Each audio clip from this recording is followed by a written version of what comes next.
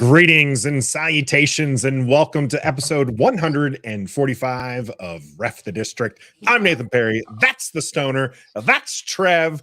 And we've got a great show for you. In the cool down, it is your bold predictions, and I've got a special treat for the image on that one that Stoner had a good chuckle for. You will have to wait and see what that is if you're watching here on YouTube. For the game, don't forget there is an actual game. I know there was a lot going on this week, but there is an actual football game happening here against the New England Patriots as Washington will travel up north and see if they can't right the ship.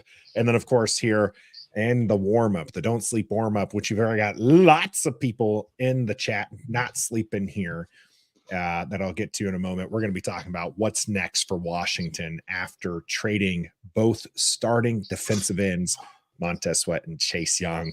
First, let's welcome all these wonderful people here. TJ's comment we posted or had pinned at the top. What if you checked out on the team, but you still want to support RTD HT with the great answer? Just keep watching, man. Make sure you hit that like and subscribe button, as Nicole mentions here in her comment. And if you're listening to us on one of the audio platforms that you can see at the bottom of the screen, or if you're listening to us on the audio platform, make sure you're subbed up there as well. And we're going to get more into this one too, by the way. I don't think the season's over. We're going to talk about that here as we go there. But that's from TJ. Sexy Teddy in, Big E in, Gus is in, Doug is in, Allison telling us congratulations, a Philly fan here. I wonder how Allison feels about the trades personally. Joshua, Gregory, Billy, all in the house. And let's get this on the road. Trev, what up? Your reaction to the trade was not put on tape yet. So let's hear from you right now. Montez Sweat traded for a second, and then hours later, Chase Young traded for a third-round pick. We expected one of them to go, but both? What are your feelings? Kind of had already come to terms with Montez Sweat leaving. He didn't have the way he finished the season last season. He didn't start off that way this year. Kind of took a little longer to get going. So I already accepted that. But then when, Trev, and I'm going to let you go, Trev, but I just want to know, when did you accept it? Are you talking about right after it happened? No, rumors. When the first rumors came out that Montez Sweat might be moved, I was like, okay, we're going to be active. New ownership, we're going to be active trade deadline. And so then, quick story, I'm downtown trick-or-treating with my girlfriend and the kids. And this 9 to 10-year-old kid just sees me because Jace, the son, is a Commanders football player, and I'm wearing my hat. And he sees me and goes, "Can you believe what happened?" I'm like, "Yeah, I know Montez Sweat." And he's like, "No, and Chase Young too." I literally stopped in the middle of the street for like 4 minutes. Paisley and the kids kept going. I just sat there and sulked for like 4 minutes. I saw the rumors were saying, they both could be gone. One could be gone. One could stay. We could franchise one, let one go. And it was kind of leaning towards like Montez Sweat would be gone. We keep Chase Young. But then when Ian Rappaport said that we started taking calls on trade deadline day for Chase Young, could they both go? I was like, that means they're both going. But still didn't think it was going to happen. So when I got told that news, I was dejected. And like I told you guys, his performance is one thing, and people say don't get emotionally attached, but I met his family during training camp with you guys for the past couple of years. Great people. They love the game just as much as Chase Young does. Then you see him getting the W iced out chain, like he's committed, he's ready for us. But then at the beginning of the season, when we didn't pick up the option, he took that pendant off. And that was when I started thinking, okay, he might not sign here in the offseason, but he'll play this whole season, knee injury. He's going to use the whole season with us to come back, put it on tape, and go somewhere else. But nah, we let that man go yesterday.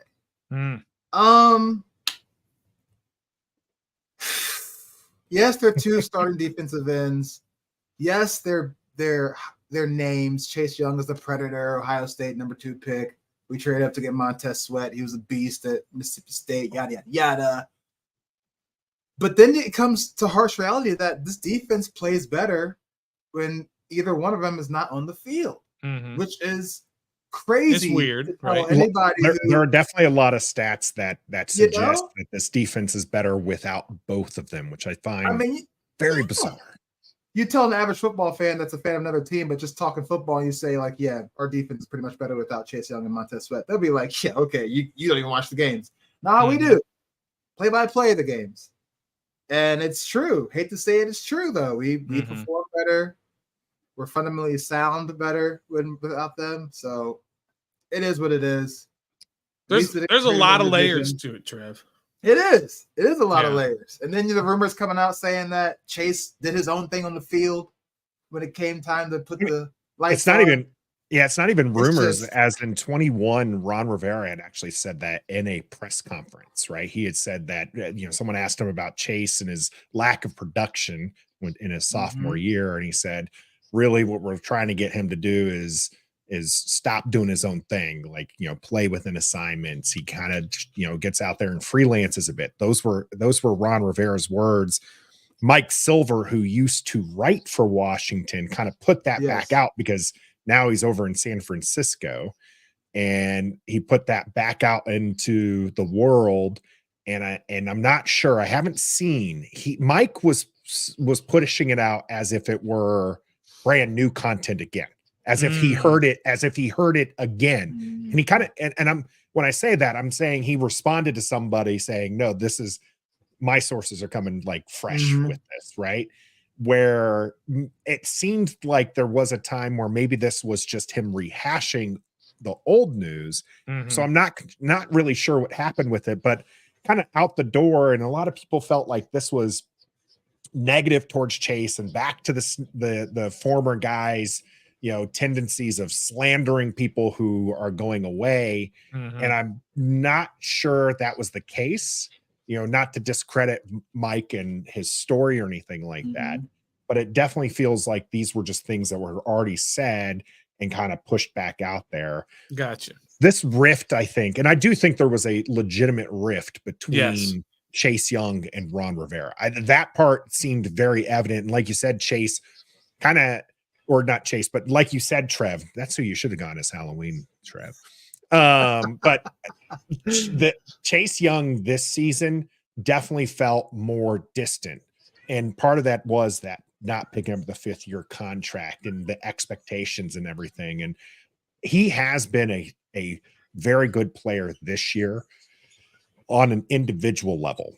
You can look up his stats, his rush, his success rate has been good. Yes, we shared the video of his 50 plays, and it sure as heck looked like he was taking them all off. But if you're looking at every single game he's played, every single snap, there's definitely that dominant pass rusher. The reason why they drafted him at number 2 overall was in there. We didn't see it consistently enough, which part of the reason why he was traded, part of the reason why he was only garnered a 3rd after Montez Sweat 2 hours earlier got a 2nd. That and health issues were reasons why he got a comp 3rd. But it is kind of interesting. And this part, Tommy, I don't buy this, right? Chase thing. You can't say that the guy was a defensive rookie of the year. You can say he didn't live up to his 2nd overall pick. That I'll buy. Yeah. Can you say Chase never did anything since his rookie year? Yes. He hasn't done any. He didn't do anything. He had 7.5 sacks his rookie year, and he finished with 14 sacks in Washington. Right. So math tells me that's 6.5 sacks in 3 seasons of play.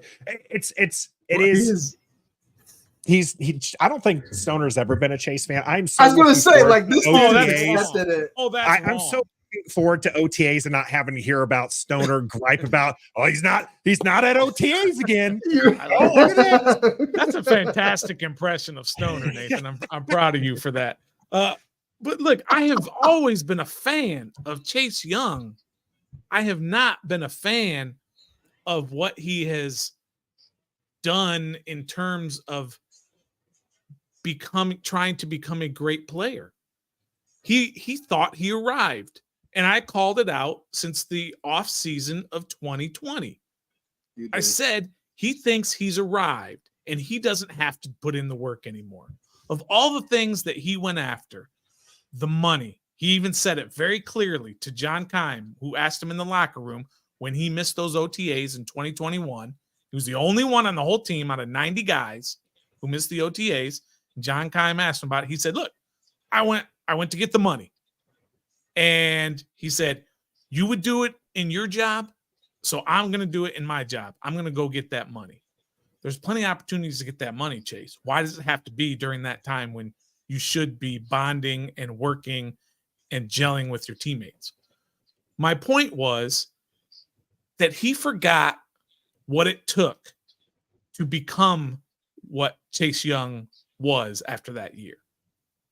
He got to be famous and getting that money, getting those endorsements and those commercials and those celebrity family feuds and all that other stuff and going to all these award shows. And he got that because he was a great football player, not because he's Chase Young, some guy they found on the street, or that he's an actor, or that he's a plumber, whatever.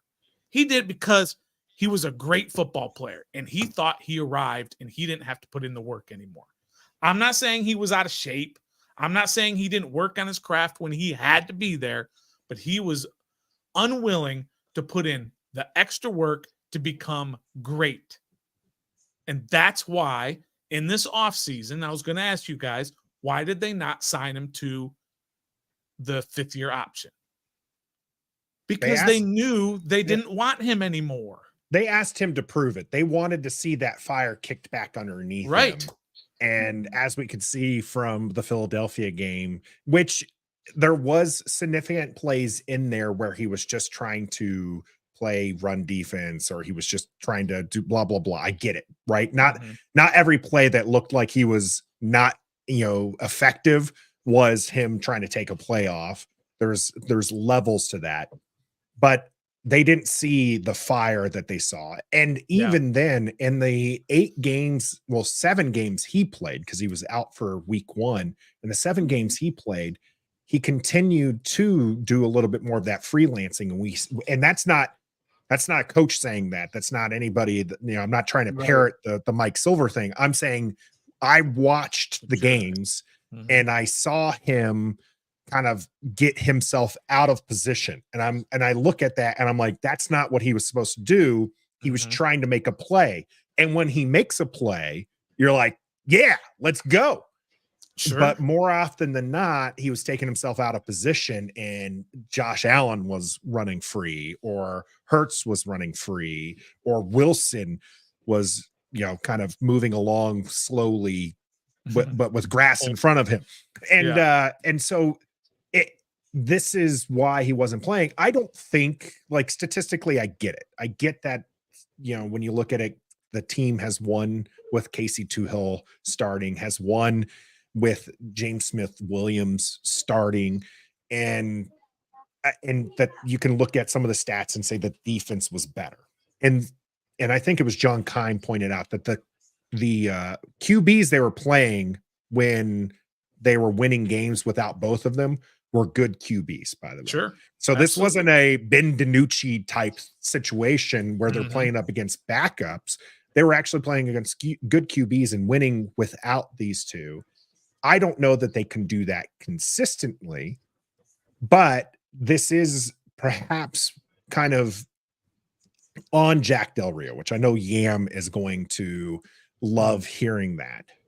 Jack Del Rio's system might just work better with good, some from solid to good, defensive ends who might not be special, but can just do their job, as the sign that's posted up in Ashburn says, rather than having special talents like Chase Young and Montez Sweat. Montez Sweat was good to great. He was never elite. Chase at least showed us elite level talent, not consistently, but at least he showed us that. So he could be great, and he'll probably be fantastic in San Francisco.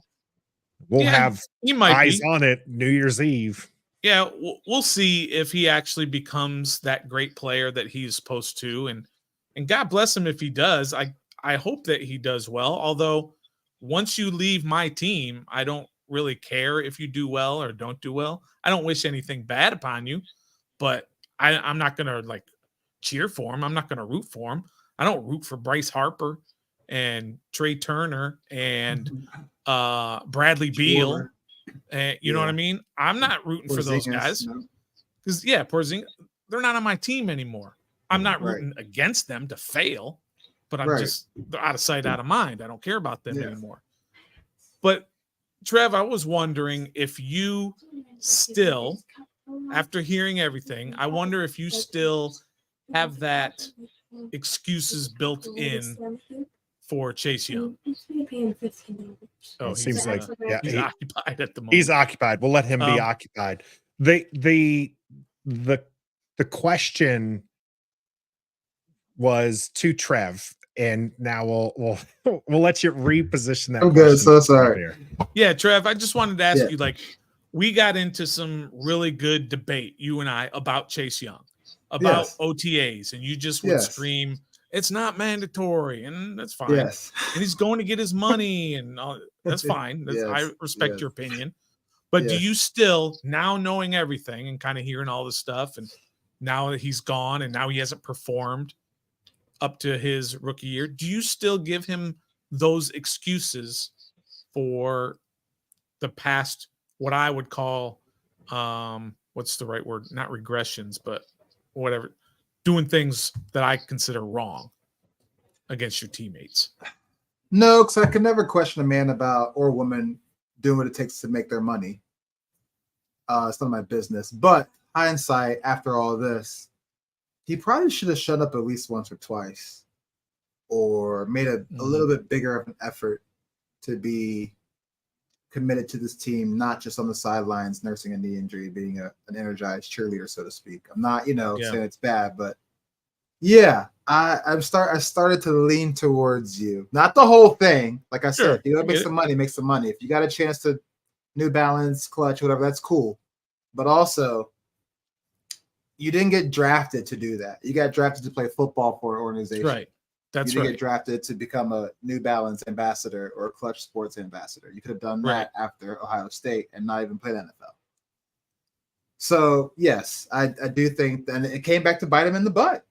I mean, you see it. His knee might be healthy, but he lost a step. He lost a couple steps. The fame and fortune maybe got to his head a little bit, like you said. He decided to go his own route on the football field because maybe that worked in college, but bro, this is the 4th year in the pros.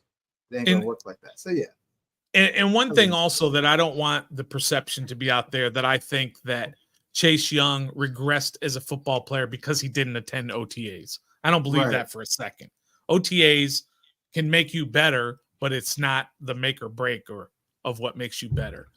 But it's just the commitment. It's just the level of commitment to being great individually and being accountable to your team and to your fans. Like us, our show was built on the premise of holding teams accountable because that's what we as fans want. We want our players to, first and foremost, be talented. But second, we want them to be committed. We want them to be humble. We want them to be Terry McLaurin.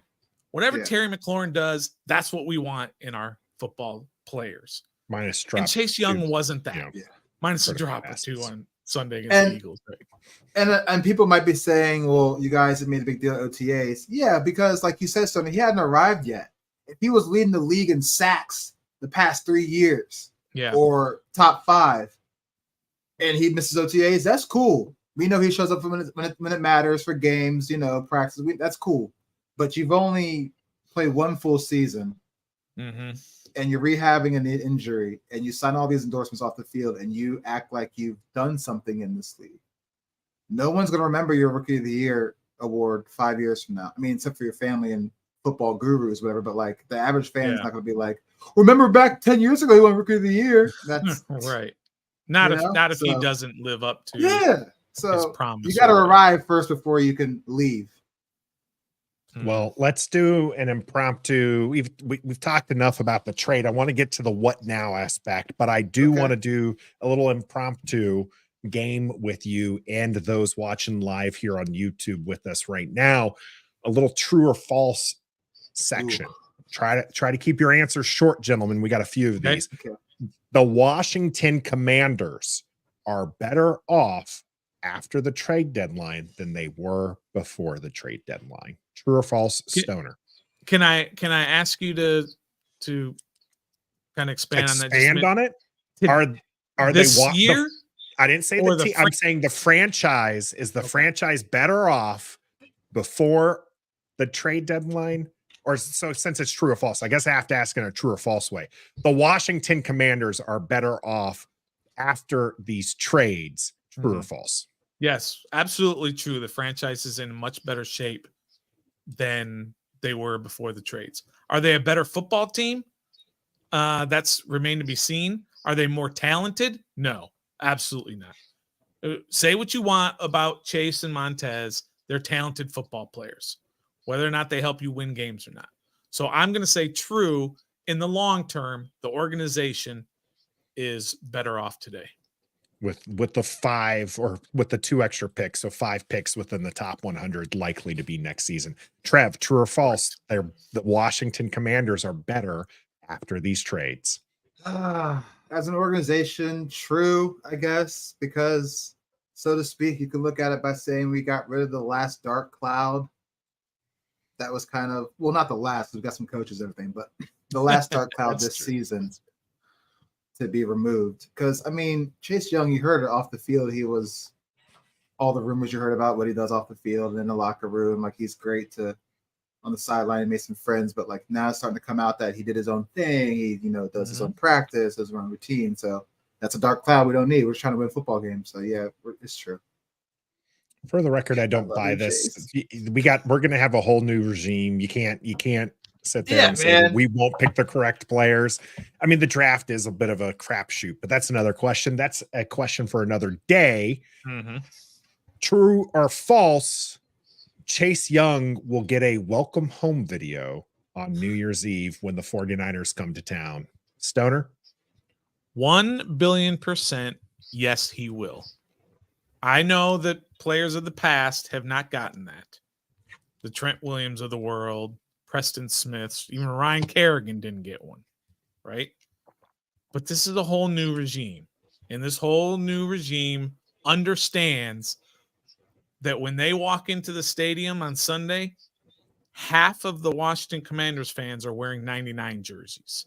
They understand his importance to this team, and they understand the public relations need to not disrespect Chase Young. And because it is so soon after, it's not like 2 years from now. So yes, he's absolutely going to get a welcome home video. That's true. Sorry, not yes. That's true. Yeah, I piggyback that. True. Defensive Rookie of the Year, number 2 overall pick, hometown kid playing for the Washington Redskins /Commander/ football team. Yeah, they'll give him one. Like Stone said, new regime. Face of the franchise, right there with Terry McLaurin. Sure. It's going to be very interesting. I personally don't think he gets one. I understand why a lot of people are, asking why. This is a guy who played 34 games for you. It's not like he didn't sign a second contract. There's more to it than that, Nathan. That's too simplistic. I get it. I know you listed all the reasons why, but I'm going to go with false there. Ron Rivera today during his presser, as Joshua mentions here, multiple times said that they think they have their franchise QB. True or false? The Washington Commanders have found QB1 for the next decade. Trev, why don't you go first on this one?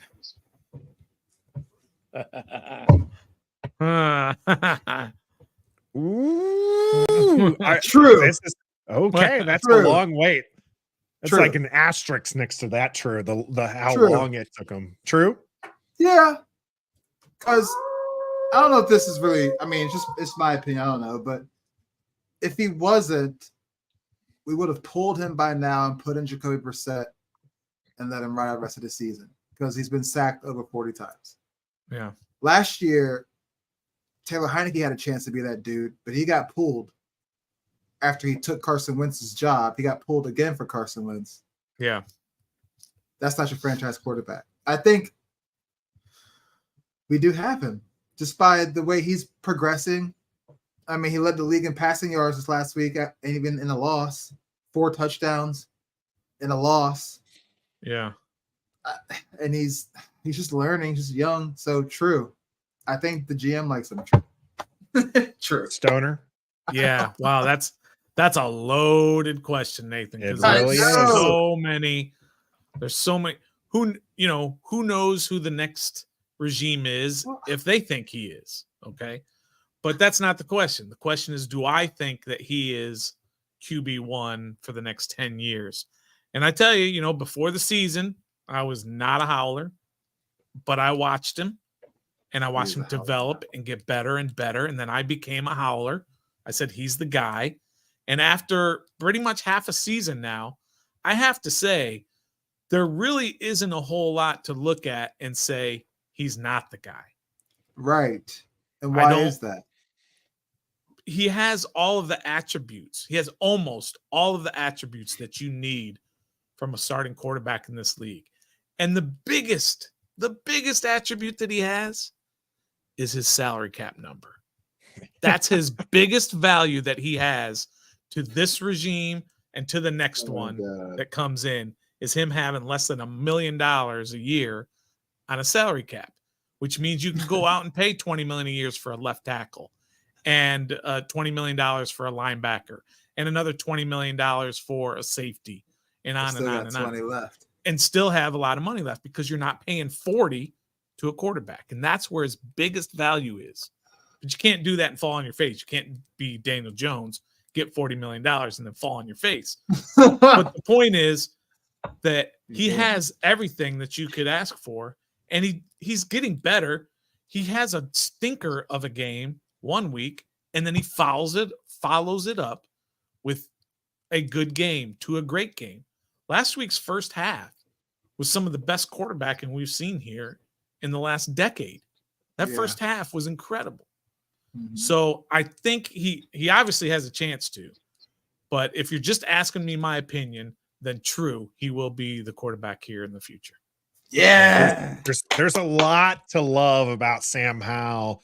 And then you look into some of those analytics that Stoner hates, and then you start to wonder, can Sam Howell turn it around? EPA, you know what's funny? DVOA, all that other stuff, not looking good in Sam Howell's situation. Can I mention something about that though, Nathan? So sure. Chase Young had really good analytics, but he didn't have the eye test, the sniff test, whatever you want to call it, right? Sam Howell's the exact opposite. Sam Howell has the eye test, the sniff test. He looks the part. He looks like, but he doesn't have the analytics to back him up. So I just think that's kind of, what do you rely on most, analytics or eye tests? I guess it's in the eye of the beholder to decide that. Yeah. So what I love most right now is kind of like what you're saying, Stoner, with the salary cap issue, right? Sam has been performing more than okay. And it puts Washington in a position that, they could draft a QB in round 1 next year if they wanted to. If the next regime, if they decide that's what they want, they've looked at it and they said, we want to go get a Caleb Williams or Drake May, and then they do that, I will understand them wanting to get their guy and moving forward. That's right. Fine. But Sam Howell is playing at a level that, at the very minimum, gives you the freedom with those 5 picks to load up and get yourself a team and punt that QB decision another year, and not in a way that is, we're just going to tank this season to get the best QB next year, but in a way that potentially wins. Jury's still a little out, but I think from what I've seen so far, I'm going to go with true as well. Yeah. True or false, the Washington Commanders season is over.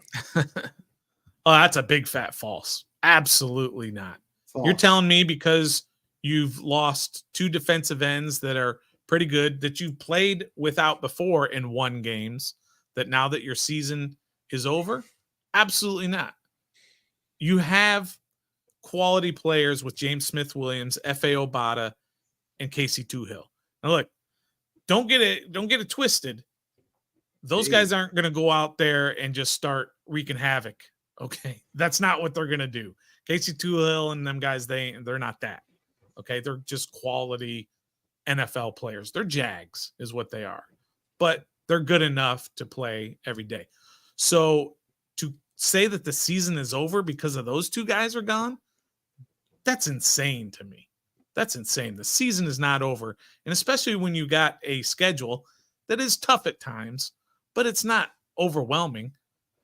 You've got in the next few games, you've got New England next week, which we're going to talk about here in the next segment. Then you've got Seattle. That's a tough one. But then you got the Giants. So 2 of your next 3 are terrible teams. And I get it. But I get we're not great. Washington's not great. So we really can't say anything about how we should beat them. But if you win 2 out of your next 3 and you're 5-6, I mean, are you going to really say the season's over at 5-6? That 7th seed in the NFC is wide open.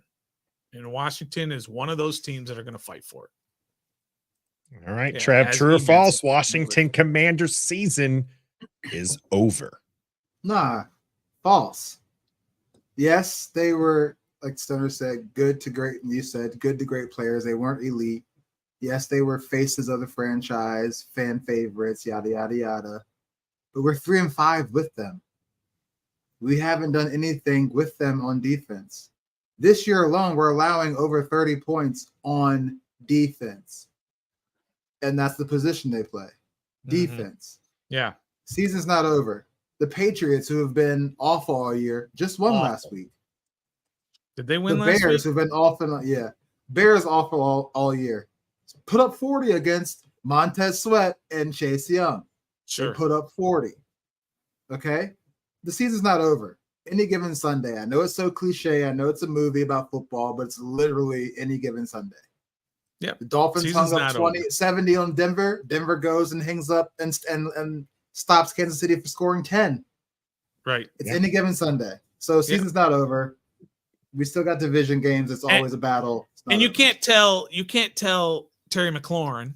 I love using Terry McLaurin as an example. You're going to tell Terry McLaurin the season's over. You can tell Jonathan Allen that the season's over and to just mail it in the rest of the year. Those guys aren't going to do that. And they're not going to let the guys who are in the locker room with them do it either. So no, season's not over. Well, the season's certainly not over. The Dolphins did beat the Patriots last week, but the Patriots beat the Bills the week before. That might be what you're be what you are remembering there. True or false? Casey TOOHILL will end up with more sacks than Chase Young by the end of the season. I think Casey TOOHILL is 1 sack behind Chase so far. So is that like 5-4? Something like that. Yeah. True. My answer is true. Casey TOOHILL's going to end up with more sacks. True. Yeah, he'll get 1. Probably Sunday on Mac Jones' slow bum tail. So by the end of the season, though, Casey TOOHILL's going to end up with more. No, Chase Young's going to end up with. I'll say false. Casey TOOHILL. I need to clip that up, man. We need to have that one. But True Hill. If you think I like that. If you think that Casey TOOHILL is going to have more sacks than Chase Young, I challenge you to hit the like button. Hey. Now, if you think Chase Young is going to have more sacks than Casey TOOHILL, hit the like button. So either way, you're going to have to hit the like button. Just do us a favor. Yeah, Chase Young absolutely, I think, is going to end with more sacks. But I am cheering on Casey TOOHILL a heck of a lot more, especially as they have a game here against Bill Belichick. Somebody who rumors started today with Mike Florio that Washington might trade for Bill Belichick after the season. Josh Harris looking that way. Do it. True or false? The Washington Commanders are looking at Bill Belichick, or is Mike Florio just stirring the pot? Well, he even said it's just a theory. Yes. He said it's a theory. He didn't say that he's heard. Yeah. So stirring the pot. Is the question that they're looking at it, or is the question, do you want him? How about that? True. Yeah. How about that? True or false? The Washington Commanders will trade for Bill Belichick. No, false. 100%. No way. No chance. Yeah, Zero. I don't want him here either, by the way. Yeah. They got to bring in somebody exciting. Young. Yeah. Probably young, exciting, somebody with, you don't want to bring in a retread, somebody who's had a chance already and blew it. You want to give Josh McDaniels another shot. You don't want to bring in Arthur Smith when he gets fired from Atlanta. You want to bring in Pete Carroll when he retires. No, you got to bring in somebody. You don't want Eric Bieniemy. It's interesting that you guys are saying none of these retreads, and a lot of people are calling for Jim Harbaugh to come in from Michigan. That would be a retread. No, he gonna steal signs when he gets here. That's just, it's actually not really illegal, but I mean, it is what it is, right? It's gonna be I want a guy either you've never heard of or somebody who's just starting to get hot, like the Brian Johnson from the Eagles. Like Slowick is another one from Houston. Yeah. Who's the Detroit guy, Trev? Ben Johnson from Detroit. That's another one. Yeah, that's who I want. Somebody who has kind of put in the work for a few years and keep rising. Who's the donk in Buffalo, the former quarterback? Ken Dorsey. Somebody young, exciting, offensive minded. Please don't bring in. But you know what? You know who that is? You know who that was? That was Jay Gruden. Jay Gruden was that hot young coordinator, offensive genius, and that was a big pooper. but still, you can't say because Jay Gruden failed, the next guy's going to fail also. But still, that's who I want. Plenty of coaches fail. You want Jay Gruden? That's funny. No, it's the phrasing of that one here. Gregory, no more true or false. This one, however, is something I wanted to touch on prior to the game here. Should have traded more than they did was Gregory's comment. Jacoby Brissett was mentioned as potential trade. Should the Washington Commanders have traded more than they did? Spoiler alert for me, I don't think they're done. I know the trade deadline is passed, but as soon as we hit the off season and before the draft, I'd expect more players to be traded. I don't know. I mean, they've got a lot of expiring contracts. Guys like Antonio Gibson, Curtis Samuel, not Brissett's under contract next year, but guys like that. And of course, your DNs, TOOHILL and Smith Williams, Obata, Cam Curl, Kendall Fuller. These are all guys who have expiring contracts. So they were your trade possibilities. Jacoby's a 1-year contract, by the way. Oh, it is only 1 year? For some reason, I thought it was a 2-year. All right. But these are guys, you don't just trade them just to trade them. If all you could get for Gibson was a 7th round, conditional pick, depending on where you finish or something, you just don't do it. Because, again, you are still trying to win. Josh Harris is not saying, I'm going to tank this season, so I'm going to get rid of everybody. So you still keep them unless you get a good offer. And they got good offers for those two guys. You can debate about Chase, but Chase wasn't coming back. And I don't think they planned on trading Montez Sweat until Chicago came up and said, we'll give you a second. And they said, see ya.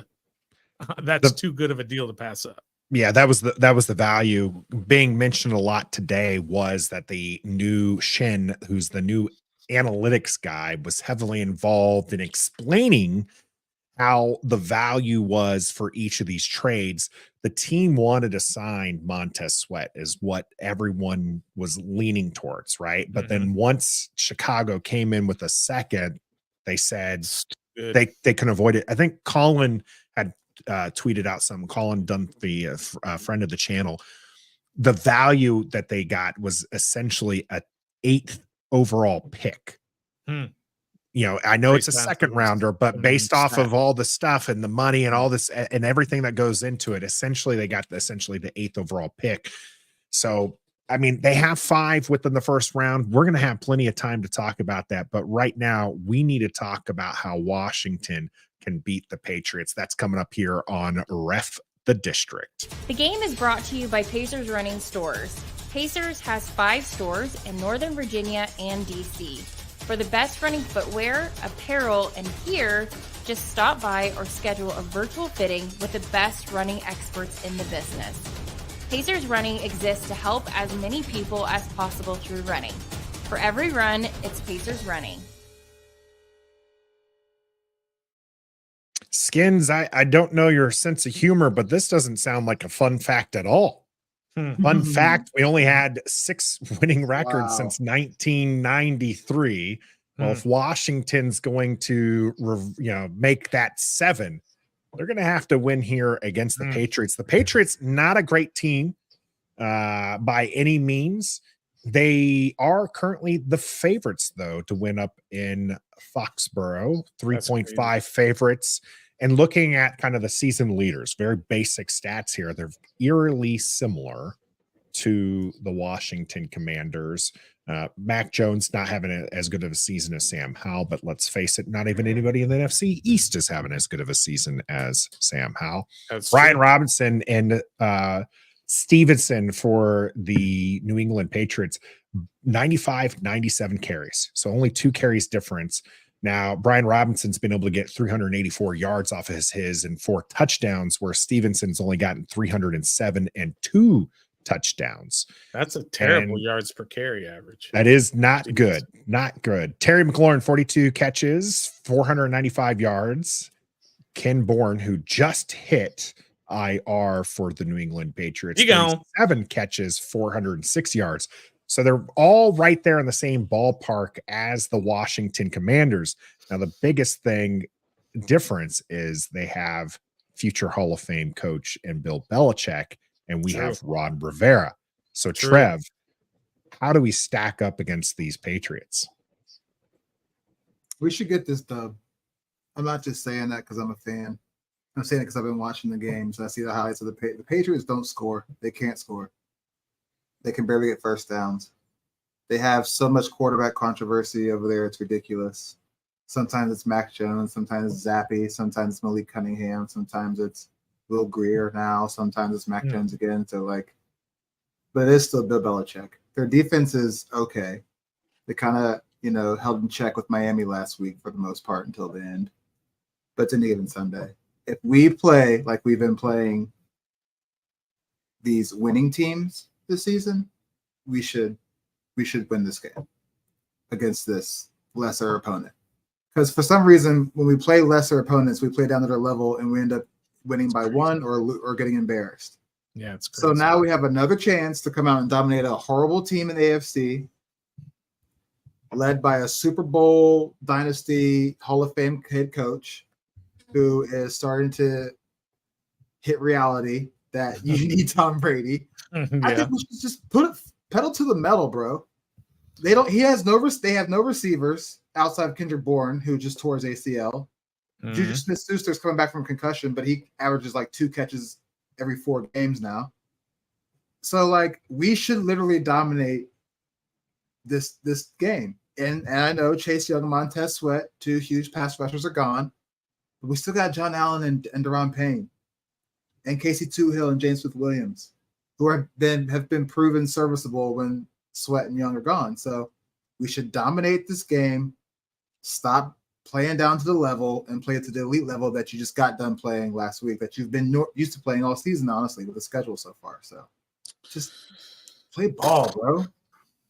And Washington has been very inconsistent, Stoner, putting up good games and still losing against Philadelphia twice, and then stinking up the whole field, the whole stadium when going up against teams that we feel they should beat, Chicago and the Giants. New England, 2-6, as Trev mentioned, not putting up a whole lot of points here. Yeah. So can the Washington buck this trend and get the win that we expect them to get? I can't believe I'm going to say this. I can't believe, because I've said it 3 times this year already. This team that we're playing, they stink. They're really bad. And we said this before the Arizona game. We said this is the worst team in the NFL. And Washington barely beat them. But they went down, I don't remember, 13-0, something like that to Arizona, right? Mm-hmm. And had to come back. Mm-hmm. We went up against Chicago. We said we just came off of the Philadelphia game where we almost beat them. We're playing Chicago. And we said, this is the worst team in the NFL. They stink. Washington's going to trounce them. And then we got our butts whooped. Then when we went up against the New York Giants, I said the same thing. This is the worst team in the NFL. They stink. But I'm going to do it again. The New England Patriots are the worst team in the NFL. They stink. They don't have any redeeming qualities other than their head coach. And their head coach is going to be able to scheme up some things to give Sam Howell some problems. But I don't see how, with everything that's gone on this week and the fire that this defense is going to play with, especially those ends who are given an opportunity to showcase. Don't forget, JSW and TOOHILL are free agents. They got something big time to prove also. I think this defense is going to be on fire against a crappy offense. I think that's what's going to happen. So they're going to shut down Mac Jones. You're going to see Bailey Zappi or Will Grier or whoever their backup is going to be this week, because Mac Jones we're going to make them look so bad. Washington's going to win this game. Their offense is going to do just enough. And I can't believe I'm saying this, but Washington's a better team than New England and should beat them fairly handily. I haven't learned my lesson from all those other games where I thought they would do that. Not one bit, have you? Now, Washington having a couple players questionable that will have an impact. Curtis Samuel, Logan Thomas, Percy Butler seeing extended minutes as well. If they play, what can we expect from Eric Bieniemy in this offense? Is this going to be another 30-point outing? Or is this going to be, as the New England Patriots have a fairly, stout defense, or is this going to be like the Giants game where we struggle to move the ball until the second half and we're playing down? I mean, I think they're going to struggle.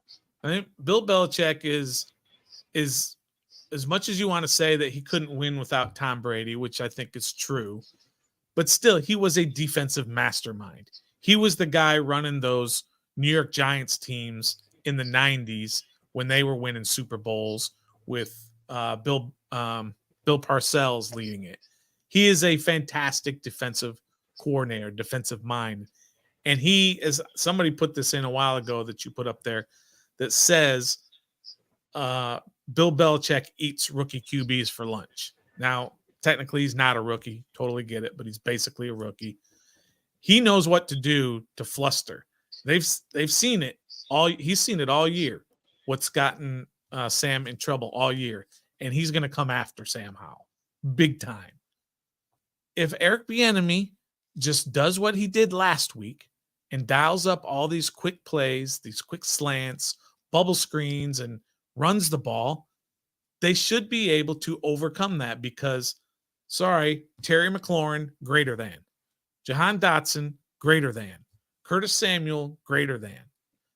That's all you need to know about what this offense can potentially do, even against a great mind like Bill Belichick. Well, TJ here saying this will be the Pats get right game. Trev, TJ just really down right now. How do we prevent? Yeah, I know he's really feeling it. Yeah. TJ, how do we prevent this, Trev? How do we prevent this being the Pats get right game? Protect Sam Howell and go get Mac Jones. That's simple enough. That's it. I mean, that's it's so protect your guy and go get their guy. Because this is a simple game. So it's not rocket science, right? And it's going back to what Stoner said, we really can't determine if he's good or not, is because he's been on the ground half the season. He hasn't had a chance to really showcase it. When he does, we've seen what he does. That I'll never forget the pass against Denver to Terry McLaurin, that touchdown pass. Right. Other bombs, other throws, tight windows he's making. That one that Jahan Dotson dropped against New York, that was a left hand run out to the left, like this throw. It was a dime, but he gets sacked so many times. it's hard to kind of evaluate. So protect him, give Sam a chance to show what he can do when he has a chance to do what he can do, and go get Mac Jones. Stop BSing. Just go get him. Jonathan Allen, you out here huffing and puffing after the interview, which I love, but where were you at last week?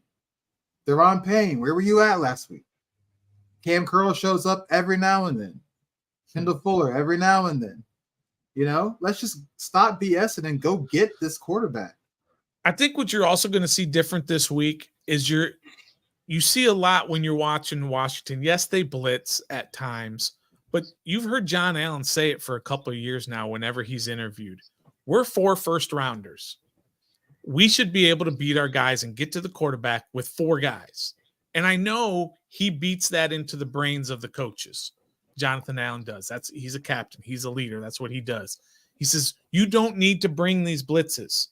We're 4 first-rounders. We'll get to the quarterback.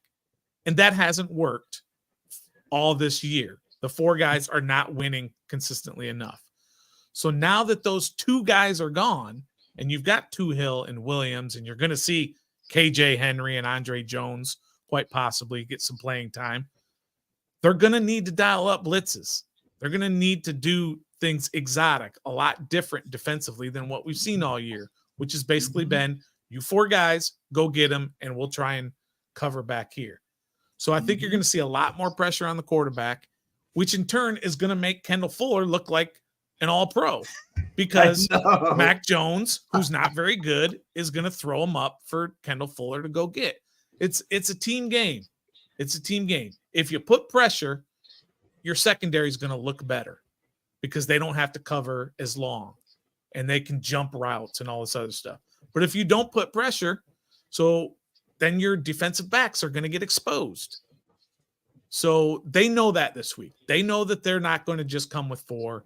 There's going to be a lot of blitzing, and therefore the secondaries, you're going to see, we're probably going to walk out of this game on Sunday, and we're going to say, where has this defense been all year? And then everyone's going to say, look, it's the Patriots. It's Mac Jones. Right. Don't get too excited. But I think you might see single-digit score for the Patriots this week.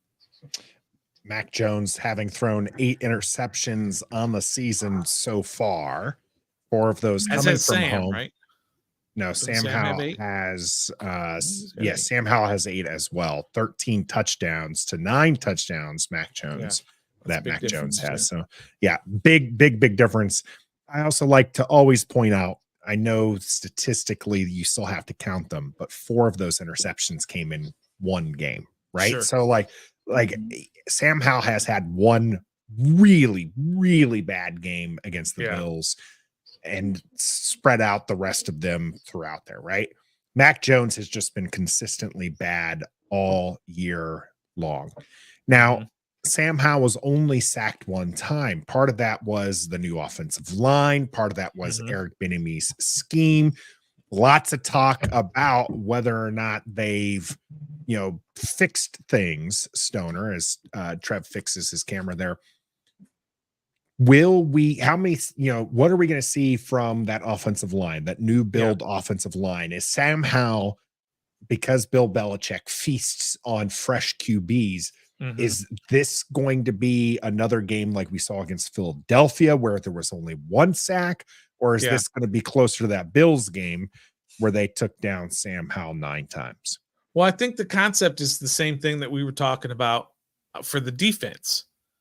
If you scheme properly, then it almost doesn't matter who your offensive linemen are because you put in 2 new guys in the offensive line. Look, as much crap as we got about our Chris Paul love from last week, he had plenty of times where he wasn't that good. But you know why he didn't get to Sam Howell? Because the play was to get the ball out quick. So the scheme is overcoming the lack of production on the offensive line. So if you just, again, your offensive line can look great if you are doing something on your side as coaches to scheme it up properly. So it's no different than the defense. If you get pressure, the defensive backs look good. On offense, if you get the ball out quick, your offensive line looks good. So you just have to stick to that until you build yourself up a quality offensive line. You know you don't have it here in Washington. So don't try and run an offense as though you do, or as though you have Patrick Mahomes back there who knows how to get around a pocket and run out and do all that crazy stuff. So just scheme it up better. Again, it's not rocket science. You just do what you did last week, and I promise you're going to have at least a moderate success against New England. Well, that scheme is what Man's the World wants to hear. Big time donation, $4.99. We appreciate you, Manza. And Manza here asking, why do we run our power back from a split back position instead of a single back or I form? They don't have momentum. Brian Robinson is a guy, when he picks up a head of steam, he's going to bulldoze over people. So Trev, answer Manza here. Why the decision from Eric Bieniemy to constantly run from the shotgun, which is typically not Brian Robinson's strength, although we have seen him do reasonable this season with that? I guess because Eric Bieniemy is all about that read option.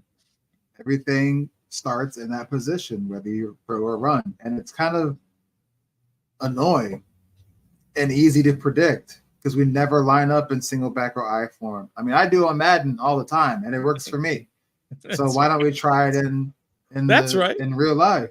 You know, I mean, maybe because we don't have a legit fullback, we don't do it because we don't have a Liddell Betts or a Mike Sellers like we used to. But like that's no excuse. Just try it. If it doesn't work, then go back. But if we run the same sets, throwing from the shotgun, fake handoff, which is not really a fake, it's so just. It's not even really like hold, then pull and go like a read option supposed to be. It's so predictable. Yeah, he's just putting it out and coming back. You just put it out there. It's like, okay. So yeah, I don't know, Mansa. I wish we could try something different, but that's EB style, I guess. Read option. I think it's more, and you may be right. It may be an EB style thing. I think it's more of a Sam Howell style thing because that's what Sam Howell did for 3 years. That's where he's comfortable. These college kids don't come in being experienced and comfortable under the center. Right. And that's just the way college offenses are run right now. They're very successful. Have you ever seen Caleb Williams under center?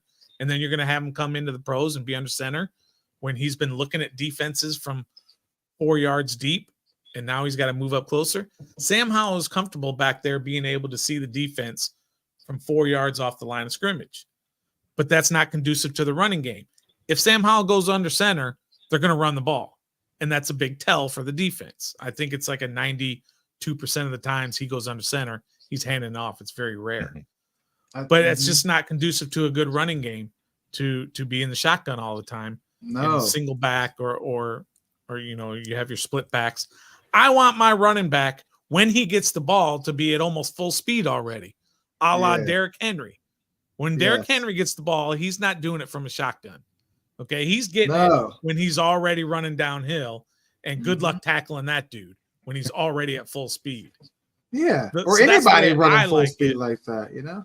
But I think it's a Sam Howell thing. I think he's most comfortable just standing back there. I don't think it's I think that Sam Howell plays a part of it, and but it's definitely an Eric Bieniemy thing. You see that over in Kansas City as well, right? Like it's just the type of offense they're running. Offense. Yeah, and I think part of it is right. You're right, Stoner. We don't see it a little bit because of Sam Howell not being as familiar with it, and they're putting it in there. We've seen a few runs from there.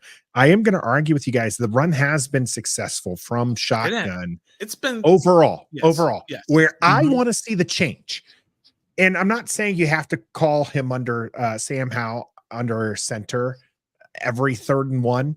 But for the love of God, if it's a 3rd and 1 or a 4th and 1 and you're gonna run the ball, let's not run it from shotgun. Okay. Maybe that's a problem. You got the 5 yards from it when it was 1st and 10, or you got it from the 2nd and 10 or whatnot, because Lord knows we're doing that enough at 2nd and 10.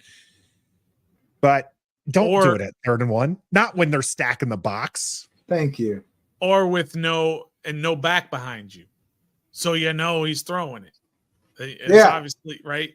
They take the back and they split him out. He's empty backfield on 4th and 1, and he's standing back there 4 yards behind the line of scrimmage. I was trying to throw a pass, which I actually don't hate throwing to Terry McLaurin on 4th down. They just didn't execute it. Yeah, they needed to get it out. That particular either. play, they needed to get it out a little bit quicker on that one there. So, Tommy, it's about the OC building the offense around the QB. TJ, it's not about being comfortable. It's about adapting. And then Code Doctor, why don't we run the pistol more? That is very much a college style offense that Sam Howell would have some familiarity with. So why don't we see that implemented? And could this be the game? I mean, this could be hey, who knows? Code Taku, this could be EB's pistol game because they've run pistol in Kansas City on occasion. Sure. I haven't seen it here, I don't think. And Washington I can't recall one. We had 6 screens against Denver, and then we pretty much didn't see them implemented in the same way ever since. Maybe this is the game we see them run in pistol, and then we'll never see it again here from the Washington Commanders. That seems about right. So we've talked about Casey TOOHILL, James Smith-Williams, the defense being able to get after this abysmal offense for the Patriots. And we're talking about the offensive line being able to hold its own, and Sam Howell making these quick decisions, and Eric Bieniemy scheming it up well against the New England Patriots, who, by the way, aren't exactly, we say their defense is good, but they give up 26 points per game, which is not great. And they're being passed on for decent yardage there and run on only at 3.4 yards a clip. So it seems like the run game might be what's strongest for the Patriots. Well, great news, guys. We're going to only run 15 times.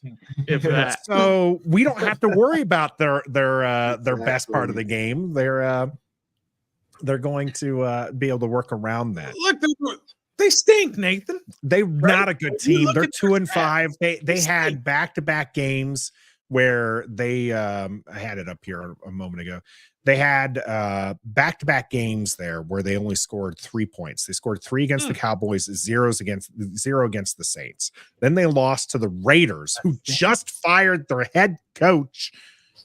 So, I mean, that Bills game was surprising that they were able to, snake bite the Bills. But then they go back to form and they lose to the Dolphins. They have not been able to put up the most points they put up all year round were the 29 against the Bills. And that seems like an aberration. That's a mirage. Yeah. So how does Washington lose then? Why are we cannot be this confident? The Vegas has us as underdogs. Mm-hmm. The ESPN indicator has us as underdogs. Mm-hmm. How are we so confident? What is in New England that has them confident that they're going to beat Washington?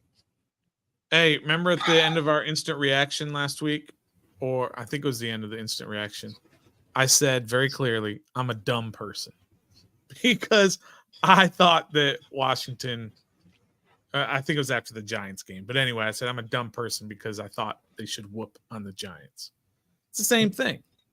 Maybe I'm just dumb because it's not a homer. You guys know me. Right. I'm not a homer where I'm just going to always pick Washington to win. But right. I can't bet on New England. I don't know what's going on with everybody else in the outside world thinking that New England's a better team. I just don't see it. I don't see where they're a better team. Show me a stat somewhere that says this is why New England should beat Washington. And I don't think you can come up with anything. You can't come up with anything on offense or defense or special teams, coaching, but you can't really put a stat on that. You can't quantify that. Maybe because we got rid of Sweat and Chase Young, and just by those names alone, they're like, okay, there's no way their defense can sustain next week against the Patriots. But because I agree with you, Stoner, we're just literally a better team on paper, on the field, in the bleachers, in the parking garage, and everywhere. We're a better team. Yeah. So I don't know. I don't know. Coaching is definitely something, but I don't know how you can sort of quantify that and say that Well, because of coaching, that gives them 6 extra points this week. Yeah. I don't know how you do that. I don't think there are advanced stats. And they're 3.5 favorites. So, I know. Yeah, so, I don't get it. Well, you get 3 points for being the home team, right? Yeah. Mm-hmm. So it's basically an even game. I mean, the ESPN indicator is what, like 56-44, something to that effect. I mean, it's basically a pick'em game. And I just think Washington is they have a little bit of chip on their shoulder from what went down this week with Chase and Montez. That affects these guys. Some people are put on notice with that. The guys that we talked about before, the Gibsons and Samuels and Fullers and Curls, all these guys that have expiring contracts, they know that this new regime's not playing around. You better perform or you're gone. So I just think that all that kind of adds up. They're going to bond. They're going to come together. They're going to be like, let's do this. Let's show all these people how wrong they are about this team. And let's go out there and let's whoop up on the Patriots. I mean, if they were going against, who is it the next week, Seattle, I'd have a different tune. But it's the Patriots. They stink. Man, I want this game to, they put on SportsCenter in primetime, to have 2 highlights and move on, because we blew them out 31-6 or 31-9. You know, if we were to blow them out, they're going to have more than 2 highlights. It's got to be like a 6-3 game for it to be one of those. It's supposed to be fair weather up there, 54 and partly cloudy. So everything should be on the table for what color uniforms are we wearing? Oh yeah, well, God, we can't be wearing the black ones. That would don't wear the black people ones. up in arms about that. So. Well, let's go ahead and put our money where our mouth is. And we're going to get those week 9 predictions when we get into the cool down. If you're watching us live, make sure to get those in the comments. And if you're not, you should be.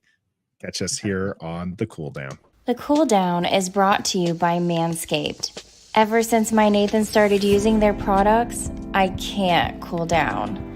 Fellas, trust me. Go to Manscaped right now and get 20% off and free shipping by using the code REF. Your ladies will appreciate you. Now back to Trev, Stoner, and my Manscaped man, Nathan. I am just looking over these statistics for the New England Patriots, and I'm telling you, man, Stoner, you might be right on this one. They're just so bad. This is what's awful is if Washington loses this one, they'll have losses against the Chicago Bears, against the New York Giants, and against New England Patriots. And the only thing positive I can ever think about that is by the end of the season, I guess you lose the tiebreaker when it comes to draft pick. That's the only thing. I mean, that's awful. That is awful. Awful. Let's get these game predictions rolling here. You guys both seem to be on the Washington train. Yeah. Gregory's going opposite. Patriots 27, Washington 23. Yeah. Joshua thinking it's going to be that blowout game, Trev, 35-10. Wow. Again, that 4-game win streak, Joshua says. Hey, new rule that before you can put your score in the chat, you have to hit the like button. It's actually not a new rule. You mentioned that like 6 weeks ago. But 6 weeks ago? Nice refresher. Oh, yeah, it's a nice refresher rule. It's a nice refresher. The rule is hit that like button if you're here watching us live. If you're even watching that replay, make sure you hit it as well. Sexy Teddy, 17-7, Washington. Doug, 24-13, Washington. TJ, again, has phoned it in for the season here, 27-20. Come on, TJ. Patriots. We'll get there, buddy. Yeah, this is right, Gregory, with the Bill Belichick rumor being tossed around by Mike Florio earlier, right? If we can't beat Bill Belichick, you sure as heck don't want him. Do not pull another Ron Rivera where you get the guy fired and then come back and hire him. Yes, remember that. That's exactly what happened in Carolina. Let's not do that. How about that? Mike taking the Patriots as well, 28-27. We got Coley here, 21-6, Washington. I like that. Commanders winning 28-14 according to Ricardo. And Trev, what do you got? Washington 31, New England 9. Wow. I don't want the 17-7 score, 13-7 score, 16-10. You're not showing us anything that you've learned in practice over the past season by scoring 16 points. I want us to put up points on the board, show us what this offense is capable of, and show us what the defense is capable of. I want $1 million. I know. I want to play with the lead, play with a 2-touchdown lead. Yeah. I want them to come back within 1, and then we come right back and go within 2 again. Like, I want that. I don't want it to come down to Joey Sly making or breaking the game for us, or a 4th and 7 on the 5-yard line, and Sam Howell rolls out to his left, and Dotson drops another one, and we lose. I want us to come out there and play a dominant game, 31-9. Stop playing. Wow, that would be incredibly dominant. Yes. Stoner, what do you got here? We got one Washington winning big by Trev. Yeah. Come on, man. No, I think it's going to be much closer. I think it's going to be an ugly game. It's not going to be something that you're going to talk about 3 years from now. Remember how awesome that Patriots Commanders game? No, it's not going to happen. It's going to be very forgettable by the end of the year. We're going to be like, I don't even remember that game. But I think Washington will have just enough to get by them. It might come down to a Joey Sly field goal to keep it from going to overtime. But yeah, I've got it. I've got actually Joey Sly kicking a late field goal to push it to a 2-score game and kind of put it out of reach. And then Mac Jones will come down trying to get them down to get the game close. And he throws a back-breaking interception to Emmanuel Forbes. So I'm going to go. I'm hoping this is a dollar there, Stoner. Yeah, I would love to see that as your dollar. Yeah, I'm not putting money on that, though. I got Washington 21-12. Okay. 27-24 is what I've got. Oh. And there's every reason to believe Washington should win this game. There's every reason to think that we could right our ship here. It is a very emotional week for this team after trading 2 of their starters, 2 of the most vocal and charismatic people that they have in the locker room. There's not a lot of faith in Ron Rivera as a head coach right now. There, is Bill Belichick on the other side, which seems very ominous. And all of that just seems like it's far too much for this team to overcome. And we've seen it time and time again where Washington just cannot put together a good game, especially after they play a good game. They play Philadelphia great week 4. They lay a stinker against Chicago, right? Mm-hmm. They win and then they lose, and then they lose to the Giants. And it's just, we're not a good team. And I don't get it because we have good players. This isn't me being Ashburned. I'm not saying we have a lot of top 100 players, but I'm saying we have good players that we believe in. So it just seems strange. That being said, I'm still picking Washington to win. I just don't understand how we can lose this game, guys. I don't understand. I look at it and it's going to be closer than people want. Washington still gives up 28 points per game. And I get that the defense we're hoping is going to look better. Tactically speaking, Jack Del Rio has got his do your job guys there. And there's nothing in this offense from the Patriots that scares me. And Washington has been able to hold bad offenses down before, right? They've held Arizona down to 16 points. They held the Giants down to 14 points. They were unable to contain the Chicago offense, but this Washington defense should be able to do just enough to keep them low. And then the New England Patriots are, again, allowing 26 points per game. I don't think it's too far out of the norm to expect Washington to be able to match that season total against them. Now, most, it looks like, I mean, they've allowed 30 points 1, 2, 3 times this year. So I don't think they're going to get quite there, but they've allowed 25 points, 24 points, 25 points. And so that's why I think they're going to be right in that window against the Patriots, hopefully getting the W and starting. Just for comparison, the Giants were giving up like 28 a game and we put up 7. Yeah. It's week to week. I'm just throwing that out there, but I get it. Well, 27, 24.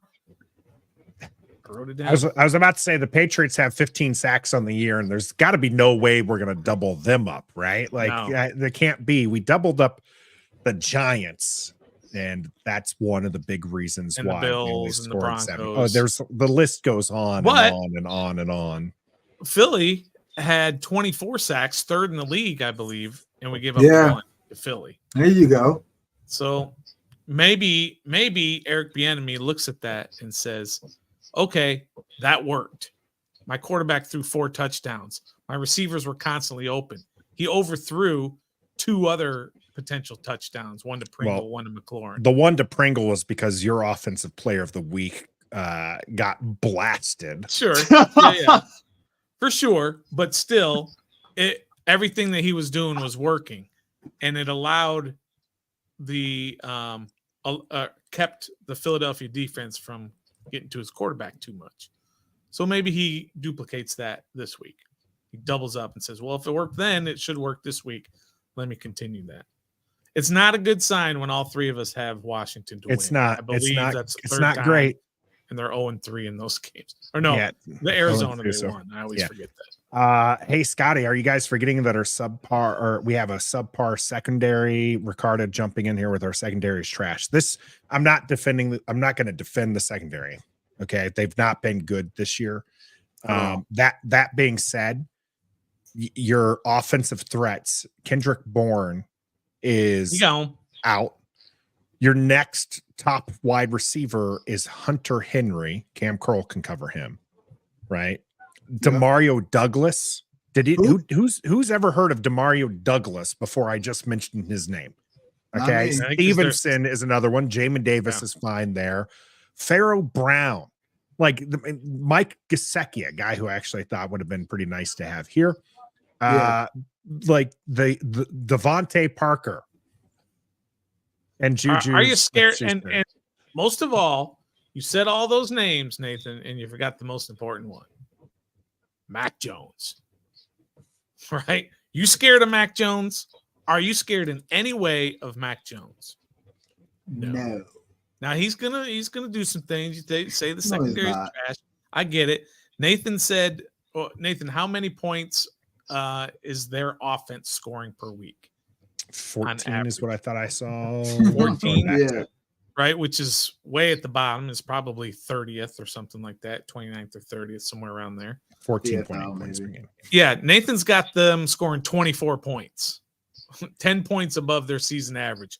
I'm defending you, Nathan. I don't think you're sitting over here saying that, Washington's secondary is going to just take over this game. No, it's going to be much closer. I also don't think it's a defensive game because both these defenses have been allowing, more than 24 points a game. So, I mean, you're not going to have a 13-10 battle the way that we're expecting. I don't think it's going to be an offensive blowout by either teams either, but they're going to both hit close to those averages that they've been hitting there. I love the enthusiasm, Joshua. Love it. Winning 10 games, would love to do it. It's going to be starting right here. And let's get in so we've got our game predictions. Let's get in some of these dollar-dollars. If you're new here, our dollar-dollars are prop bets of sorts. Trev's got his hand raised. You got to move the thing down to the cool down section. Man, how long has that been up there? Yeah. I even told you guys I had a treat for you. Look at big man Mathis holding on. First to the game ball. back, fumble recovery. Let's go. Where he been all year? Let's go. Yeah. Where you been for 2 years? Why were you even drafted? Watch our video. Man. Go back and watch our shorts from 2 years ago on the draft. And when Fedarian Mathis was drafted, we were just like, who? We were like, A defensive tackle in the second round? That's insane. Hey, here's a question. Actually, this is way off topic, kind of off topic. I've never understood this, and maybe you guys can clue me in. Offensive linemen play 100% of the snaps, assuming they're healthy, right? They never get substituted out. Nope. Why is it so important that your defensive linemen get substituted out and that they don't play 100% of the plays? The offensive linemen do it. Sure. It's also why is that? Why is that culture? Defense, why is the more NFL work to do in the defense? I was about to say it's a lot easier. Yeah, if I'm pushing up against you, I'm the one expending the energy. Okay, but if yeah, so I can't. And as a lineman, I can't run downfield like that. Like after a certain amount because I'm ineligible. Defense, once I get past you, I can run as far as I can. Yeah, you're chasing after a QB and going 20 plus yards. Your offensive lineman, as soon as it's 5 yards away from them, they're like, yeah, all right, we're good. Yeah, sit back here. Yeah, there's a lot. That's a good question, though, Stoner. Yeah, again, but why do secondary guys? And it's just kind of the opposite. Normally, secondary players play every single snap, but receivers don't. And I know receivers, are going out on routes all the time, and maybe. Terry McLaurin is going out for a route every time, but maybe a secondary player doesn't necessarily cover anybody every few downs if there's nobody on his side or something. Yeah, but I've just never understood that culture that secondary guys never come out, but receivers about do. Keeping people fresh, right? Like it's about why don't you keep your offensive linemen fresh? Again, you're not having to do as much, just holding still. You're doing a lot more work. Eat a lot of food, lift a lot of weights. That's a short idea. If you want to see Stoner go up against like a tackle dummy and show us exactly why he needs a break, make sure you hit that. Are you telling me that Jonathan Allen? This is also true. Runs way more than Sadiq Charles, for an example. Yes. He does. He does the same thing that the guards do. He has to chase down the offensive player, even if it gets past the line. He's chasing him. When a running back gets past the offensive line, they just sit there and play rock, paper, scissors till second down, third down. I probably should have used Chase Young as an example. Then that was the joke. That was the joke. Yeah, the most an offensive lineman's going to do after the play gets 3 yards past them is making the first down motion. Okay, that's where they're. And then they walk to the next the huddle and walk into the line. All right, guys, let's move past the jokes all aside here. I'm going to give us just 2 each, and if I see some. Game ones. This is a good one, Allison, for a long term. We might get back to that one later, but let's do the game one here real quick. We also have a survivor pick coming up. First, since Stoner's going to be bringing that up, Trev, do you have a good dollar for us? Okay, let's hear. We create four interceptions on Sunday. 4 interceptions? I'm not taking that one. I feel like this is that Matt Barkley, D'Angelo Hall type game. Oof. I mean, I would love nothing more than to have 4 interceptions. That'd be great. I just don't think that it's going to happen. Yeah. That would be outstanding, though. I mean, he has thrown 8 interceptions, but I'm still going to go. I'm going to go no on that one. Stoner? I mean, I'm going no if you're still talking about that. There we go. All right. Trev, what was your second one? And it was Jay Cutler, yes. De'Ami Brown scores. De'Ami Brown scores. I like that. We didn't expect Jamison Crowder. Curtis Samuel has been nursing the hip. Mm-hmm. De'Ami Brown's been a little frustrated with that tweet. Whatever he said, I'm over it or I'm done with this. Yeah. It's his time. Like yeah, they're going to connect for a touchdown. Him and Sam going to be cool again. Because they ain't cool right now. They beefing. Stoner? They beefing. I'm waiting on you. I got a good one. That's why I asked you first. You got to go because I saw you. Did you see the stroke? He was just like, wait, I'm waiting for me to say something. You guys are going to have to keep going. I'm looking at the Survivor. No excuses.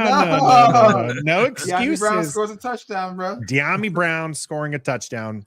Yes or no, Stoner? I mean, I'll just take the easy way out. No. I'm with you, Trev. I'm with you. Yeah, baby Nathan. He's gonna score one there. We got Allison. Forbes gives up 2+ touchdowns. That's a no for me. Happening. Not happening. No, that's not happening. That's no for me. All right, TJ, I got one. Oh, all right. We'll get to yours. TJ, Mac Jones has over 250 passing yards. No. Wait, how come? No. Oh, week 9. No, that's definitely not going to happen. 250 passing yards. No, come on. He's Mac Jones. Secondary maybe not paying. He's Mac Jones. Come on. Let's see here. You ready? He threw 161 against Miami, 272 against Buffalo, 200 against Las Vegas, 110, 150. Oh my goodness, this dude's going to have a 300-yard game. Isn't it? You guys have said no. Yeah. I'll say yes. We'll take the action there. Mac Jones throws for more than 250 yards. God, I hope 251. I hope he doesn't there. Roger, thanks for this one. He's absolutely right here. Hit that like button. Be a fan. Have good vibes. Washington, we think, is going to win here. So, man, I can't believe I just said Mac Jones going to have 250 yards. What am I doing to myself? All right, Stoner, you got one. Yeah, I think you're going to see a lot more of Emmanuel Forbes this week than we have in the past couple weeks. I think he had 5 snaps last week. And 5 the week before. 5, 0 the week before that. So he's had 10 snaps in 3 combined weeks.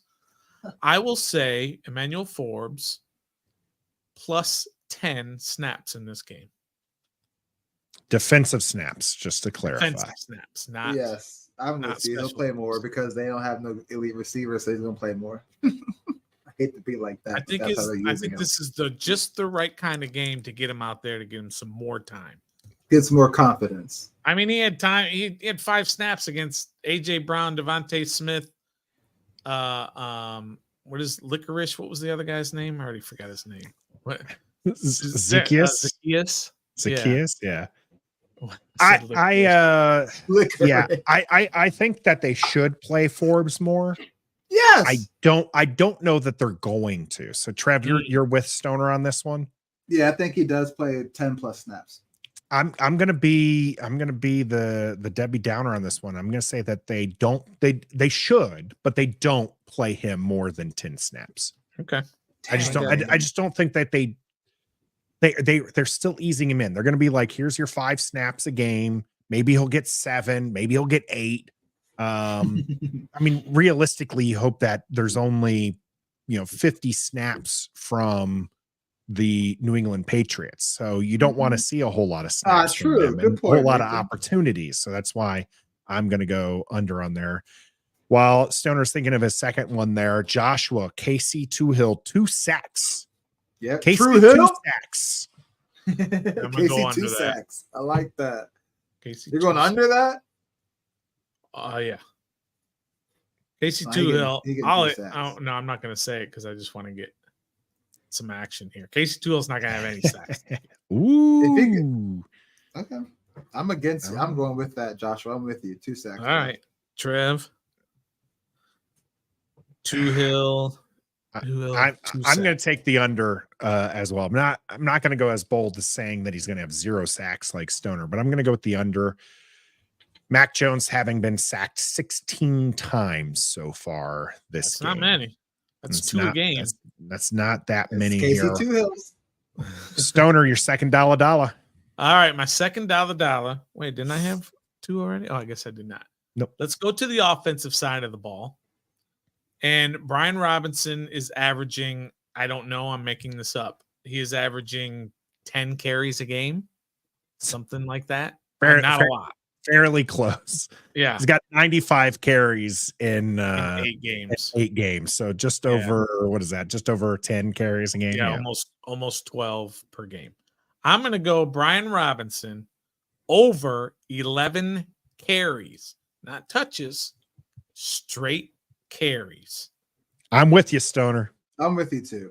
There we go. You're gonna have to move that number far make it 13. I'm with you, Stoner. I'm not with you.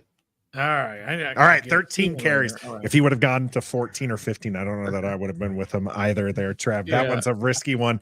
Eric Bieniemy is Eric Bieniemy, all right? He is not changing his mentality. He's going to be pass heavy. I agree. And this is a game, again, where the Patriots do have a decent run defense. Not great, but decent.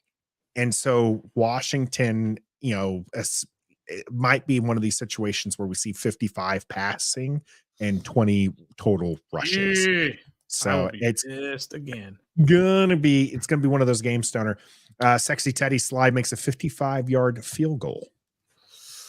Outside in Boston, I wouldn't count on that. He can make them inside, but I'm gonna say no because we're not gonna have to be in that position. This was a 61-yarder. Was outside made it last week, right? Yeah, 61-yarder against Philadelphia in Washington. He made it from 56-2, and then Stoner tried to jinx him. But you see, jinxes don't work. They do. They're not real. They're real. I'm just gonna take the odds. I would say no, he's not gonna make 55 plus. Anyone? Yeah, I don't think he's gonna do that. Payne with 2 sacks, I think that's too high. I don't know. I don't think anybody's here. I'll make that be my dollar. No one from Washington is gonna double up on sacks. Correct. Yes, we are. You have at least one person getting 2 sacks. Yes. All right. There we go. Kendall Fuller pick. I think they get one reception, but I don't know who's going to get it. Kendall Fuller's been having a good year. Sacks. Nathan and Stoner. I would take that. I think he might get a pick this week. Ron Rivera loses this game. All right, I'll go against it just so that way we have action on the Kendall Fuller. Where are you at, Trev, with that Kendall Fuller one? Kendall Fuller getting a pick. Yeah, I said they get 4. He's one of them that gets 1. All right, so I'm the only one going against Kendall Fuller there. Howell and Heineke both win this weekend. Who cares about Taylor Heineke? Correct. Who is Atlanta going against? They're losing. Who's Heineke? The Vikings. Yeah. But they're at home. Oh, and Kirk Cousins. Yeah, which might bring us to our survivor pick. We have to pick survivor picks. Okay. We lose to the Patriots. Jack Del Rio gets fired. That's my last dollar. It only depends. They're not going to fire him now. I mean, they might. If you give up 30 to the Patriots, I think they would fire him. So you going with them? I have to have 30. Nope. No. It's if they lose, they fire Ron Rivera. If they lose 13-10, they're not going to fire him. They're not going to fire him regardless. 30-10, they might fire him. If they were going to fire him mid-season, they don't even invite him into the room for trading people. Okay? Very true. You're right. And Ron said they're not going to do that. So you're right. If they were going to fire him, they would have already have done it. You're right. I just don't see it happening. It's going to be at the end of the season, and then he's going to be there. They might part ways, mutually agree that for the betterment of the team that he stops coaching here. Yeah. Okay, something to that effect, right? Because you want to be respectful to the guy who has 3 winning seasons and 15 years of coaching. All right, you want the survivor selections? Let's get with the survivor selections here because they're not great. Right. Here are the best win probabilities that we have available to us. There's a bunch of teams on bye, but all right. Here's maybe here's 2 of them. A 77% winning probability. New Orleans over the Bears. New Orleans at home against the Bears. Is Derek Carr okay? Is he still playing? It's actually more so that we're still going to see Badgett or whoever they're trying out there as QB. And the Saints defense is actually pretty good. They are. They're 4-4. I don't hate that one. Okay. Here's another one. Cleveland is a 78% favorite over the Cardinals. Yeah. They have to do Tune. Yeah, Tune or is Kyler Murray playing? No, it's Tune. Because they went and signed somebody else as the backup for Toon. Yeah, they did sign another guy. But, okay, but also Cleveland has PJ Walker. Deshaun practiced today. They might have Deshaun Watson. And they have such a nasty defense. They have a nasty defense. But I think the last 2 weeks they've given up a bunch of points, right? Yeah. They gave up like 38 to Indy. Yes. Gardner Minshew 2 weeks ago. And then last week, who did they play last week? Anybody remember? They played Indy last week, and I think they played the before that. Yeah, they played the Seahawks, gave up 24 points. They played the Colts, gave up 39, only 19 to 49ers, 28 to the Ravens, 26 to the Steelers. But you're going against Clayton Tune at home. I like the Browns one. I like the Browns one. Those are your biggest numbers of teams that we have available. I just don't know that I can trust the Saints. I know, right? Eagles over the Cowboys? No. Yeah, but we have we do actually in this league have the Eagles available, but no, you're not going to do the Eagles. The other high one, the New England Patriots, 62% over Washington. I think we go with Cleveland or New Orleans. I like Cleveland. Cleveland. Should we wait to see if Deshaun's playing?